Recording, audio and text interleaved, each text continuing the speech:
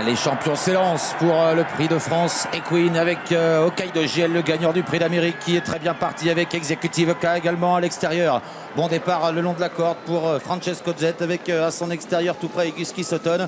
Au centre il y a Keep Going alors que Josh Power a été repris et placé à l'arrière-garde. Et puis Chronos repris, Gohan Boy repris également en début de parcours. Romain Doriot qui a fait le choix d'attendre avec Gohan Boy qui va se faire emmener dans un wagon qui s'est formé. C'est finalement le gagnant du prix d'Amérique, Hokkaido JL, qui est en tête dans la descente.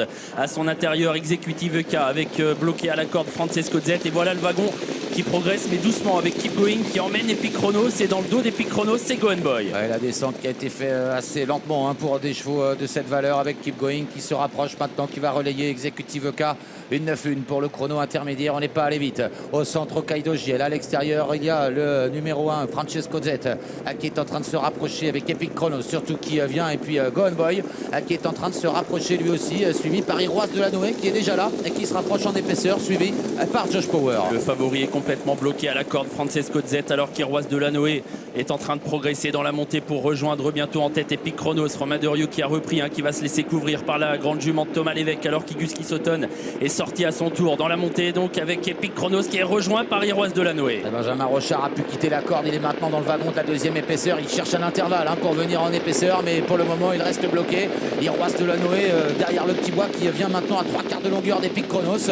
Derrière les leaders, il y a toujours Gohan Boy et en dehors maintenant Iguski Sutton qui fait mouvement. Et qui doit progresser le nez au vent. Il ramène Josh Power à l'intersection des pistes bientôt. Iroise de la Noé qui vient mettre la pression sur Epic Chronos. Gohan Boy qui se fait emmener parfaitement. Il est troisième dans leur dos avec Keep Going.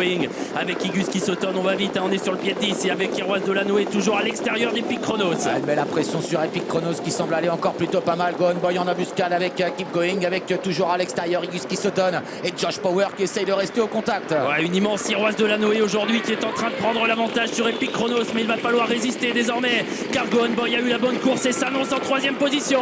Gohan Boy à la poursuite d'Iroise de la Noé dans le prix de France.